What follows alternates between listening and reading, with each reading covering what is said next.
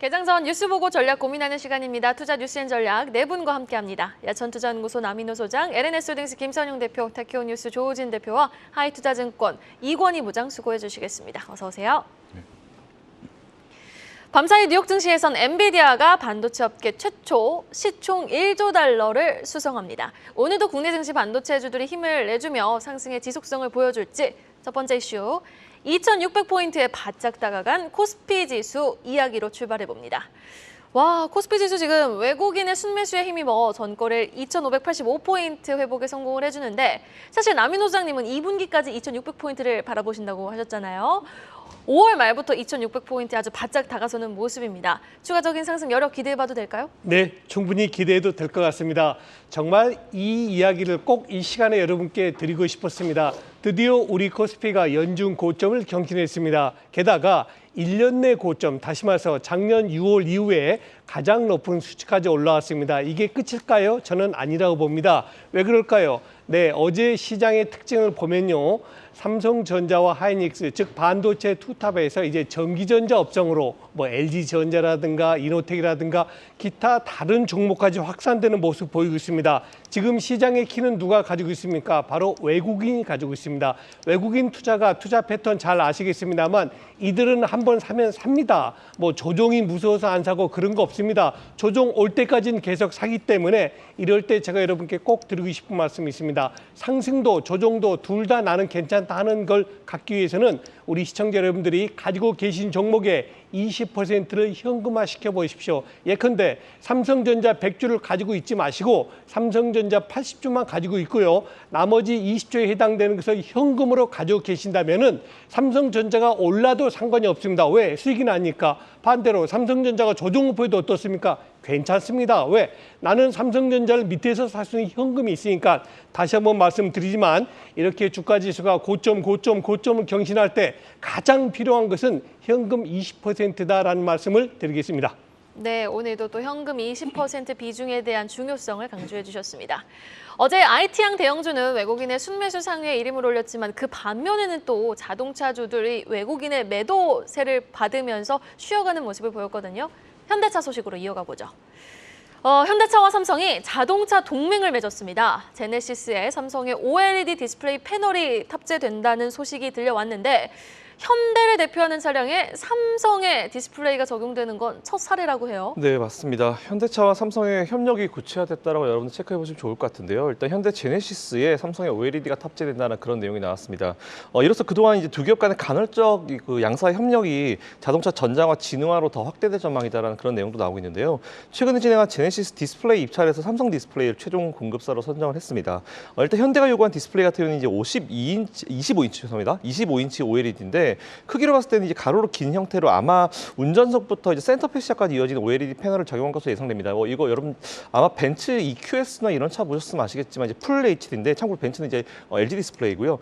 이런 것으로 판단되는데 실제 적용은 아마도 신차 개발 기간을 고려하면 한 2, 3년 뒤에 나올 제네시스가 대상이 되지 않을까라고 판단하고 있습니다. 물론 이보다 더 빨라질 수도 있는데 이건 좀 지켜봐야 될 것 같고요. 참고로 2021년도 아이오닉 5에 이제 사이드 미러를 대시한 그때 카메라 기술이 적용됐었죠. 그때 당시에 작은 화면이 배치될 때 그때 삼성 디스플레이 걸 한번 써본 적이 있었는데 지금보다 좀 더 확대가 되고 있는 것 같습니다. 이로써 예전에 1990년도의 후반에 삼성이 완성차 사업에 진출을 했을 때 사실 두 기업 굉장히 갈등 관계였거든요. 근데 두 기업이 2020년도에 정의선 회장이 삼성 SDI를 찾아서 이제 이재용 회장과 그때부터 회동을 하면서 분위기가 전환이 됐는데 어쨌든 이제 앞으로는 한번 기대를 해보셔도 좋을 것 같습니다. 그리고 추가적으로 자동차 전장화의 필수가 사실 반도체죠. 그렇기 때문에 반도체 하면 삼성전자이기 때문에 현대차와 삼성전자의 어떤 협력 관계는 앞으로 더 확대될 것으로 더 오래 넓게 확대될 것으로 예상되고 있고요. 앞으로 다양한 협업이 기대가 되니까 이 부분 같이 한번 참고하셔가지고 투자해 보시면 좋을 것 같습니다. 네, 알겠습니다. 시간의 거래에서부터 이러한 소식에 관련주들이 급등을 했습니다. 신도기현 같은 경우도 6% 정도 오름세를 보이면서 관련주들 일제히 좀 힘을 내줬는데, 상승의 지속성을 보여줄 만한 현 시점 가장 매력적인 수혜주는 어떤 종목이 있을까요, 이권희 부장님? 일단 삼성 OLED 관련된 이제 회사들, 소재, 장비 회사들을 좀 보시는 게 가장 지금 빠를 텐데, 문제는 이제 이게 한 2, 3년 뒤에 있는 차기 모델을 위해서 이제 선정한 거기 때문에 일단은 지금 단기적인 이슈로 좀 보시는 게 맞을 것 같고요. 지금 전반적으로 이제 OLED 관련돼서는 여러 가지 이제 마이크로 OLED부터 시작해서 OLED 관련된 최근에 이제 좋은 기사들이 많이 나오고 있고 업계가 이제 회복이 된다라는 그런 얘기가 자꾸 나오고 있고요. 그다음에 LG도 투자를 더 강화하고 삼성도 투자를 강화한다는 쪽에서는 여전히 이제 OLED 관련된 디스플레이 관련된 종목들이 항상 조금 투자자들이 힘들게 했던 섹터입니다. 그러니까 이런 부분들 때문에 약간 좀 자꾸 돌다리 두들기듯이 좀 확인을 하실 텐데 그래도 보면 그 안에서 뭐 덕산 네오룩스라든지 선익 시스템, 뭐 이노스 첨단 소재 같은 종목들은 꾸준히 이제 좋은 주목을 받고 있으니까 대표 종목 위주로 해서 투자에 접근해 보시는 게 가장 좋지 않겠나 생각하고 있습니다. 네, 알겠습니다. 대표 OLED 하면 딱 떠오르는 종목들에 대해서 조금 투자 의견을 긍정적으로 제시해 주셨습니다. 이어서 공시 내용 삼성 디스플레이와 공급 계약을 체결한 필옵틱스 소식으로 또 이어가 보도록 하겠습니다. OLED 레이저 장비, 또 2차 전지 장비로 사업 부문이 이렇게 분류되는 필옵틱스.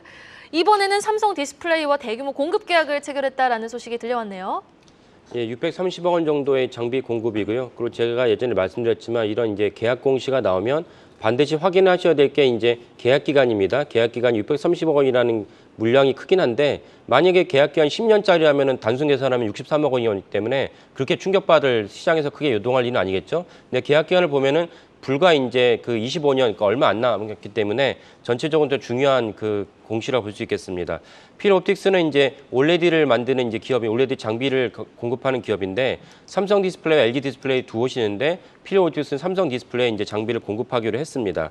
그리고 더보다 또 중요한 점 필옵틱스가 이 OLED 장비를 갖다 꾸준히 개발을 하고 있는데 필옵틱스가 자회사인 필에너지가 있는데 필에너지는 2차 전지의 노칭 공정을 갖다 개발을 하고 있습니다. 그 필에너지가 얼마만큼 기술이 좋은지를 갖다가 알 수 있는 사안이 몇 가지가 있는데 그중에 하나는 작년에 삼성 SDI가 필에너지에 대해서 제조 혁신상을 부여했습니다. 그러니까 삼성 SDI 역시 이제 우리나라 장비 그 셀 3사 중에 한 곳이 아닙니까? 근데 여러 많은 부품 업체가 있는데 그 중에서도 필에너지가 제조 혁신상을 갖다가 작년에 수상했습니다. 거기에 더 나서 삼성 SDI가 필에너지에다가 50억 원을 투자해서 지분 20%를 갖다 받기로 했습니다.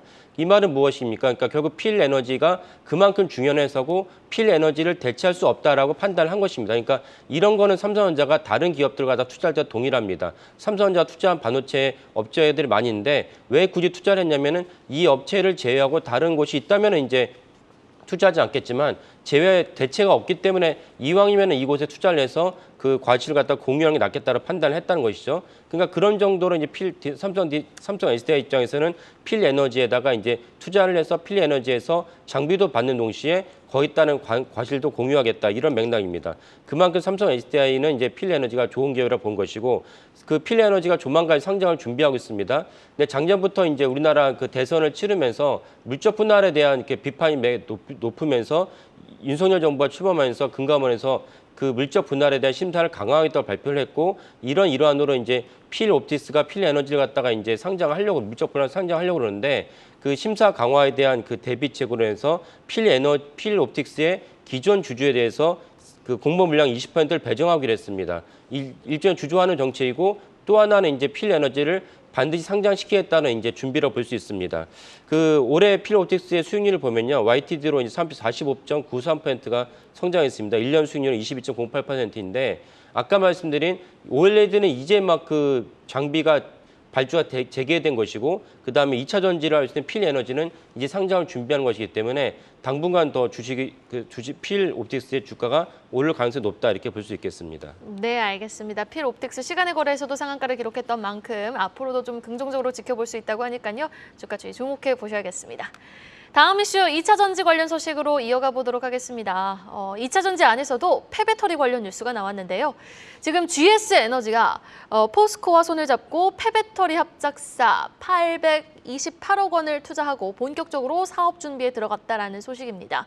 GS에너지가 발행한 녹색 채권을 통해 투자가 이루어진다고요? 네, 맞습니다. GS에너지가 포스코와 이제 배터리 리사이클링 합작범이죠. 포스코 GS 에코머티리얼스에 828억 원을 투자하고 본격적인 어떤 사업 준비에 들어간다는 그런 소식이 나왔습니다. GS 같은 경우는 작년 10월 달이죠. 이제 폐배터리 재활용 사업 확대를 위해서 포스코와 이제 모두 1,700억 원을 투자하는 어떤 지분 이제 투자를 계획을 발표했었는데 그 당시 지분 비율은 포스코가 51%고 GS가 49%였습니다. 이에 따라서 이제 포스코 GS 머티리얼스라는 기업이 탄생을 했는데 합작본이 탄생을 했는데 일단 앞으로 GS 에너지 자금 투입 시기에 맞춰서 포스코 그룹도 분명히 동일한 비율로 아마 자금이 투입될 것으로 집행될 것으로 예상이 되고 있는 상황이고요. 현재 유럽을 비롯해서 2030년부터 배터리 재활용 원료 사용이 의무화되는 만큼 배터리 리사이클링 시장은 앞으로 더 크게 성장할 수밖에 없는 그런 것은 사실 뭐 자명한 사실인 것 같습니다. 일반적으로 전기차 배터리 같은 경우는 생산 후에 이제 5년에서 20년 사이에 수명을 다하기 때문에 이를 리사이클링해서 이제 니켈이나 리튬이나 아니면 뭐 핵심 원자재를 확보하려는 리사이클링 시장이 앞으로 계속 급증을 할 것으로 예상이 되고 있는 상황이고요. 추가적으로 현재 GS 에너지 같은 경우는 이제 GS 커넥트와 함께 또 다른 전기차 충전 기업이죠. 차지비 합병 추진을 하고 있는 상황입니다. 만약 이 합병이 마무리가 되게 되면은 국내 전기차 시장 충전 시장 점유율이 한 20% 정도 가져가서 이제 1위를 확보하니까 이 부분까지 참고해 보시면 좋을 것 같고요. 뭐 배터리 관련 기업 여러분들 관심 아마 많으실 겁니다. 근데 배터리를 만듦과 동시에 이걸 또 나중에 활용을 못하게 되는 경우, 폐배터리로 나오게 되는 경우에 폐배터리 재생산에 대한 부분, 재활용에 대한 부분도 앞으로 여러분들 같이 한번 세트로 관심을 가지시면 좋을 것 같다는 의견 드리고요. 관심주 계속 체크하시면서 팔로우 하시면 좋을 것 같습니다. 네, 알겠습니다. 국내 증시 폐배터리 관련주들을 지금 보면은 1분기 강한 시세 분출 이후 2분기 들어선 잠잠한 모양새거든요. 수급이 2차 전지에서 반도체로 옮겨 유입되고 있는 지금 시점에서 폐배터리 관련주들의 반등도 좀 보수적으로 바라봐야 될까요? 어떻게 보세요, 폐배터리 관련주 이건희 부장님? 빠르진 않지만 아마 꾸준히 올라가지 않겠나 이렇게 생각하고 있는데 뭐 예전에 이제 폐배터리 관련된 종목들이 이제 급등했을 때 시기를 보면 이제 CRMA 관련된 법안이 나올 때 무렵에 이제 이슈가 되면서 많이 올라갔죠. 그때 대표적인 뭐 성일하이텍이라든지 뭐 코스모화학 같은 종목들이 많이 올랐는데 일단 지금 보시면 뭐 포스코와 GS 에너지가 같이 이제 합작해서 이 폐배터리 관련 사업을 하겠다라고 하고 있고. 포스코는 예전에 포스코 홀딩스에서도 이미 이제 성일하이텍과 유럽의 폐배터리 공장을 또 갖고 있습니다. 재활용 공장을 갖고 있고 그 외에도 지금 또 GS와 같이 이 사업을 하겠다라고 좀 얘기를 하고 있기 때문에 포스코가 최근에 이제 보면 뭐 배터리 굉장히 진심이죠. 진심이기 때문에 포스코 관련주들 여전히 좀 주목해 보실 필요가 있는데 포스코 그룹주 안에서도 보면 이제 여기 아까 전기차 충전 얘기도 나왔는데 충전 관련된 사업을 하고 있는 포스코 DX도 많이 조정을 받았습니다. 최근에. 이쪽도 좀 주목해 보실 필요가 있고 폐배터리 관련된 종목들 중에서 결국엔 성일하이텍을 가장 저는 탑픽으로 보고 있는데 이 종목도 지금 최근에 많이 조정을 받았기 때문에 한번 봐야 될 자리가 되지 않았나 생각을 하고 있습니다. 그래서 두 종목을 가장 대표적으로 보고 있고 그 외에도 어제 이제 급등한 LG전자도 충전 사업 이런 쪽에 진심이기 때문에 관련해서도 이제 LG전자 또 여전히 좀 주목해 보실 필요가 있다. 그럼 GS 에너지는 도대체 어디에 포함되어 있는데 이렇게 뭐 찾아보시면 없을 텐데 GS 그룹의 지주사 안에 들어가 있는 이제 비상장 회사입니다. 그러니까 GS 그룹의 주가는 사실 생각보다 움직이지 않을 수 있으니까 굳이 그쪽은 좀 피하시는 게 맞을 것 같습니다. 네, 알겠습니다. 관련해서 주목해 볼 만한 종목까지 추려주셨습니다. 다음 이슈입니다. 그린 산업에 대한 증권가의 전망이 지금 엇갈리고 있는데요. 바로 확인해 보시죠. 2차 전지 분야에 대해서는 과열 구간이라면서 보수적인 투자 의견을, 또 신재생 에너지 쪽에 대해서는 긍정적인 전망이 유지되고 있다고요? 네, 우리가 보통 그린 에너지 하면은 청정 에너지로 많이 이미지가 떠올지 않습니까? 2차 전지도 그린 에너지에 해당이 되지만 조금 분류하고 있는 것 같습니다. 즉 그린 에너지 중에서도 2차 전지, 전기차 관련된 2차 전지에 대해서는 조금 조심하라는 경고성 그런 리포트가 많이 나오고 있고요. 반대로 태양광, 풍력, 이런 수력, 이런 말 그대로 안전한 청정 에너지, 재생 에너지에 대해서는 당분간 더 좋은 리포트가 나오고 있습니다.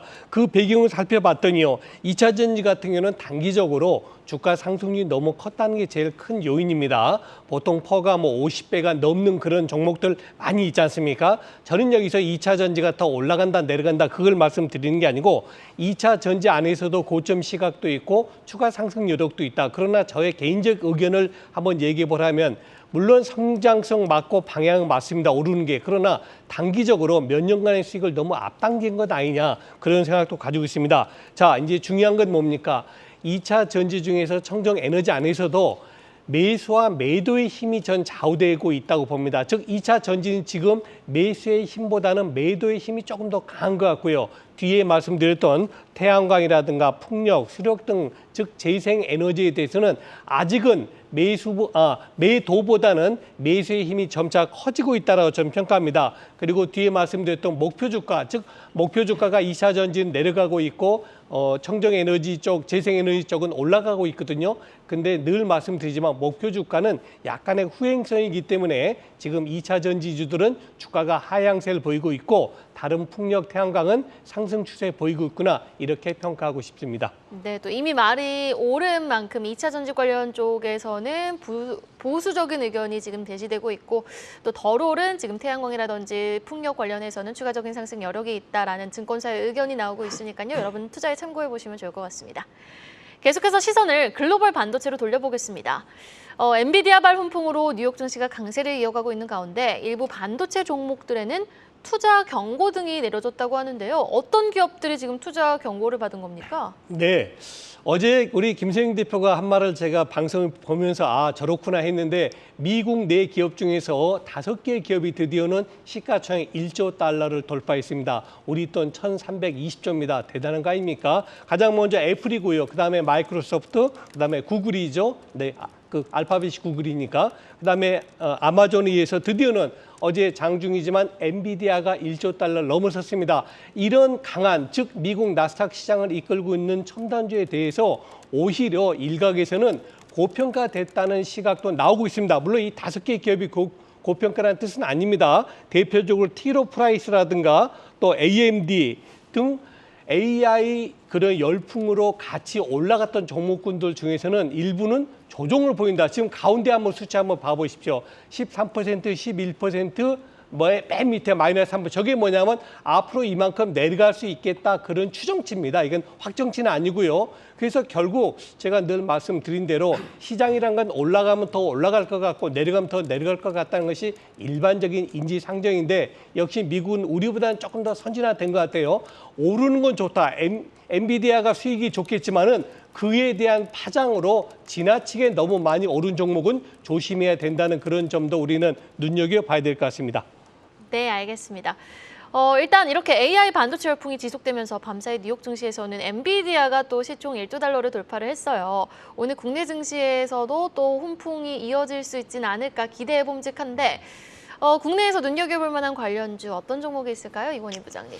일단 저 기사의 핵심이 좀 중요한 것 같습니다. 네. 저기 엔비디아는 언급이 안 돼 있죠. 그러니까요. 예, 그게 가장 중요한 거고 사실 AMD도 그 GPU를 만들지만 아직은 이제 AI 칩을 만들기까지는 조금 더 시간이 걸릴 거다라는 기술적인 좀 이제 그런 분석들이 나오고 있기 때문에 한마디로 지금 관련해서 덩달아 오른 종목들 좀 조심해라라고 지금 이제 이렇게 리포트를 써줬다라고 보시면 되는데 굉장히 부러운 면이 있습니다. 이렇게 이런 리포트를 쓸 수 있다는 게. 근데 관련해서 우리나라도 지금 반도체 전반에 이제 훈풍이 불고 있는 상황이지만 여전히 직접적인 엔비디아와 관련된 수혜주들은 그닥 많지 않습니다. 그러니까 그 종목들 위주로 견조한 흐름을 이어갈 가능성이 높고요. 그 외 종목들 같은 경우는 일시적으로 조정이 나올 가능성이 높기 때문에 지금 전반적인 훈풍이 불 때 이게 뭐 무조건 다 계속 좋아지겠구나 판단하시기보다는 미국의 리포트와 마찬가지로 우리나라 기업들도 보면 약간 좀 바깥에 있는 기업들은 조금 오늘 조정이 많이 나올 수 있다고 보고 있고요. 직접 관련주로는 SK 하이닉스, 이스페타시, 한미반도체 이 세 종목 정도를 주목하시는 게 여전히 좋을 것 같다라고 생각하고 있습니다. 네, 알겠습니다. 이어지는 소식입니다. 잊지 말자. 6월은 아스코, 6월은 바이오도 가자 확인해 봅니다. 바이오 관련 2가지 소식 준비했는데요. 먼저 삼성바이오로직스는 1,100억 원에 달하는 위탁 생산 계약 의향서 체결 소식이 들려왔고요. ST팜은 200억 원대 공급 계약 체결 소식이 나왔습니다. 구체적인 내용 정리해 주시죠. 네, 사실 한 10년 전쯤이죠. 그때 당시에는 이제 우리나라가 바이오 기업들이 좀 올라가야지 코스닥이 좀 올라가는 그런 현상이 발생했습니다. 물론 셀티움 그룹들이 다 이제 코스닥 있을 때인데 일단은 어쨌든지 간에 지금도 마찬가지인 것 같습니다. 바이오 기업들이 좀 움직여줘야지 이제 코스닥이 좀 더 활성화될 수 있는 그런 요건을 좀 갖추고 있는 것 같은데요. 일단 삼성바이오로직스 그리고 ST팜 또 좋은 얘기 나왔습니다. 삼성바이오로직스가 유럽 소재 제약사 어딘지는 안 밝혔고요. 1,075억 규모의 위탁생산 계약 의향서 체결 공시가 나왔습니다. 그리고 ST팜이 218억 규모의 올리고핵산 치료제 모노머 중간체인데 공급 계약 체결 소식까지 한번 다뤄보도록 하겠습니다. 우선 삼성바이오로직스를 한번 보면은 이번 계약 금액 같은 경우는 삼성바이오로직스의 최근 매출액의 3.58%에 해당하고요. 단 계약 상대는 앞에서 말씀드린 대로 경영상 비밀 유지에 따른 것으로 일단은 보통 일반적으로 이제 본계약 체결하고 나서 이제 공시가 나오기 때문에 일단 지금은 공시를 안 했습니다. 그래서 어딘지는 좀 지켜보시면 좋을 것 같고, 물론 이제 어딘지가 중요할 때도 있긴 하지만 그렇게 안 중요할 때도 있는데 제일 중요한 건 삼성바이오로직스가 돈을 얼마나 버는지가 제일 중요한 부분인 것 같고요. 일단 추후에 어딘지는 한번 체크해 보시면 좋을 것 같습니다. 추가로 ST팜 같은 경우는 2000년 초반까지 사실 전 세계에서 모노머를 제일 많이 만들었던 회사로 좀 유명했습니다. 일단 이번 계약 같은 경우는 중국의 업체를 좀 대체할 수 있다는 그런 내용들이 나오고 있는데, 현재 다양한 질병까지 이제 공급 논의가 좀 펼쳐지고 있는 그런 상황이기 때문에 앞으로 매출 확대가 좀 예상되고 있는 그런 상황이고요. 사실 최근에 바이오 기업들 보면 이런 소식들이 조금씩 나오고 있는 것 같습니다. 근데 이게 당장 주가에 반영이 되지 않더라도 항상 주식은 보니까 이런 게 누적이 돼서 어느 한순간 터집니다. 근데 그 어느 한순간 사실 투자자들이 모르기 때문에 항상 문제가 되는 건데, 어쨌든 제가 항상 말씀드리지만 기저에 이런 것들이 쌓이는 걸 여러분들이 좀 잘 체크해 보시고 투자해 보시는 게 좋을 것 같다는 말씀드리고요. 앞에서 말씀드렸는데 언제 터질지 모릅니다. 그렇기 때문에 만일 이건 좀 내가 생각하는 어떤 라인을 이제 기준을 넘어갔다 하시면은 추가 매수, 신규 매수를 분할로 조금씩 들어가 보신 것도 나쁘지 않다라는 의견까지 드리겠습니다. 네, 바이오에 대한 또 구체적인 전략까지 들어봤습니다. 마지막 공시 내용으로 마무리해 보겠습니다. 폴더블폰 관련주로 알려져 있죠. 파이nem텍의 추가 상장 소식인데요. 보통주 31만 주가 추가 상장된다는 공시 내용, 투자자들이 주목할 포인트는 어디에 있을까요?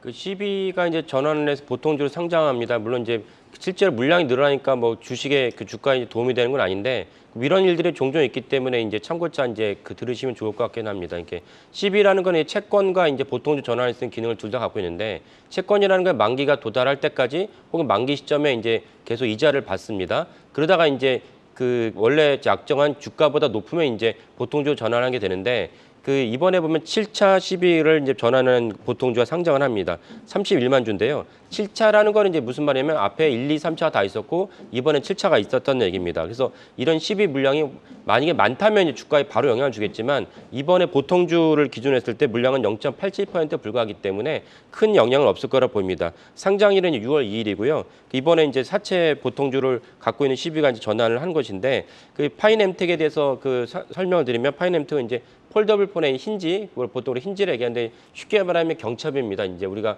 집에서 문화에서도 보이는 경첩인데, 그거를 이제 우리가 부품을 쓸 때는 경첩이라고 잘 사용하지 않고 용어를 이제 힌지라고 쓰는 것에 불과할 뿐인데, 다만 이 힌지 경첩이 이제 폴더블폰에서는 중요한 이제 부품입니다. 왜냐하면은 지금 화면에 나오고 있지만은 이 화면을 갖다 키우는 것은 어렵지 않았습니다. 이건 벌써 15년 전에 다 나왔던 기술인데, 화면을 키우고 접는 과정에서 금이 갑니다. 선이 일부 보이는 것을 해결안이라고 삼성전자가 10년을 갖다 썼습니다.